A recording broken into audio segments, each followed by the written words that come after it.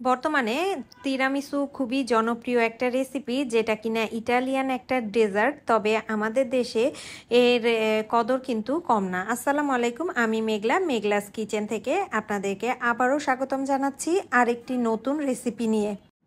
আমি আজকে আপনাদেরকে তিরামিসুর ফিউশন ভার্সন দেখাবো, অর্থাৎ আমাদের দেশীয় স্বাদে আপনারা কিভাবে তিরামিসু তৈরি করতে পারেন তার রেসিপিটি আমি আজকে আপনাদের সাথে শেয়ার করব। আশা করি আপনাদের সবার কাছে এই রেসিপিটি ভালো লাগবে।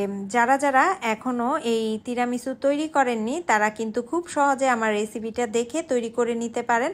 আশা করি আপনাদের সবার কাছে ভালো লাগবে। তো চলুন দেখি এই রেসিপিটি আমি কিভাবে তৈরি করলাম। এখানে আমি একটা মিক্সিং বোলের মধ্যে 1 কাপ পরিমাণ হুইপিং ক্রিম নিয়ে নিয়েছি। আপনারা চাইলে হেভি ক্রিম দিয়েও তৈরি করতে পারেন। এবার এটাকে খুব ভালোভাবে বিট করে নিব।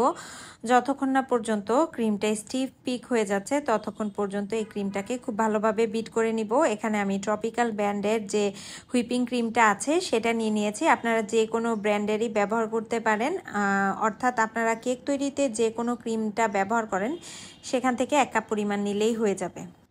ক্রিমটা বিট করতে করতে যখন দেখতে পাবেন যে এরকম স্টিফ হয়ে গিয়েছে, অর্থাৎ ক্রিমটা যখনই আপনারা টানছেন এটা মোটামুটি শক্ত হয়ে গিয়েছে, তখন এর মধ্যে আমি এখানে ক্রিম ব্যবহার করছি। আমি এখানে ডানো যে ক্রিমটা আছে সেটার অর্ধেকটা পরিমাণ নিয়ে নিচ্ছি।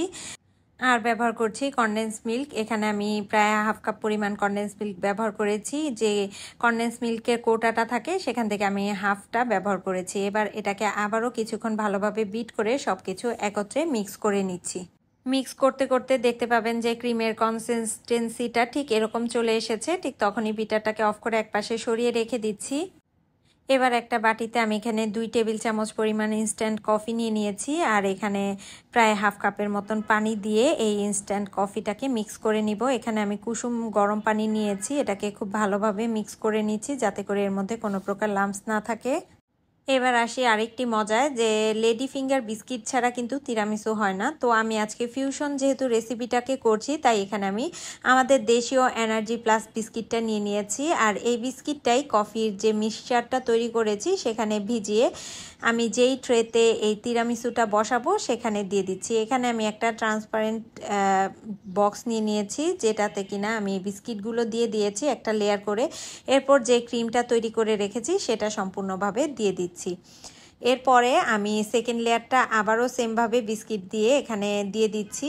তো আপনারা কিন্তু আপনাদের পছন্দের যে কোনো সফট বিস্কিট দিয়ে এই ডেজার্টটা তৈরি করতে পারেন, যেমন মেরি বিস্কিট, এটাও কিন্তু আপনাদের হাতের কাছে থাকলে সেটা দিয়ে করে নিতে পারেন। তো এবার আমি আবার সেকেন্ড লেয়ারের জন্য ক্রিমটা দিয়ে খুব ভালোভাবে স্মুথ করে নিয়েছি, দেখতে পাচ্ছেন। আর উপরে হচ্ছে কোকো পাউডার আর হচ্ছে কফি দুইটা মিক্স করে খুব ভালো করে একটা চালনি দিয়ে ডাস্ট করে দিচ্ছি। এতে করে খুব সমানভাবে সব পাশে স্প্রেড করা যাবে। আর হাতের সাহায্যে দিলে আসলে সমানভাবে দেয়া যায় না, এজন্য আমি দিয়ে দিয়েছি একটা স্টেইনারের সাহায্যে। এবার বাকি যে বিস্কিটগুলো আছে সেটা দিয়ে আমি হচ্ছে ছোট ছোট বাটিতে সেট করে নিচ্ছি। আপনারা কিন্তু চাইলে এভাবে করেও সেট করে নিতে পারেন, এতে করে কাটাকাটির ঝামেলা নেই।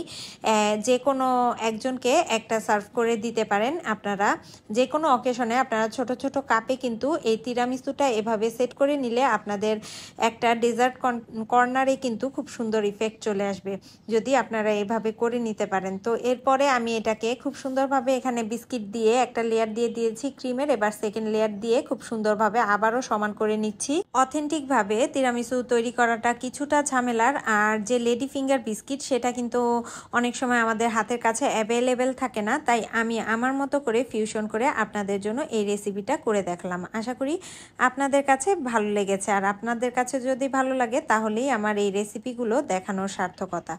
তো আপনারা কে কে এই রেসিপিটা তৈরি করেছেন তা কিন্তু অবশ্যই কমেন্টে জানাবেন, যদি কেউ এই রেসিপিটা ফলো করে তৈরি করে থাকেন। তো এভাবে করে আমি 2টা কাপের উপরেই হচ্ছে আবারও কিছুটা কফি এবং কোকো পাউডার ডাস্ট করে দিলাম। এরপর আমি ফ্রিজে রেখে ঠান্ডা করে নিয়েছি প্রায় 6-7 ঘন্টার জন্য। এবার তিরামিসুটাকে কেটে সার্ভ করার পালা। আপনারা আপনাদের পছন্দ অনুযায়ী সাইজ করে কিন্তু এটাকে কেটে নিতে পারেন। তো আমি এখান থেকে একটা তিরামিসু প্লেটে তুলে নিচ্ছি। দেখতে পাচ্ছেন ভেতরটা কি পরিমাণ পারফেক্ট হয়েছে দেখতে।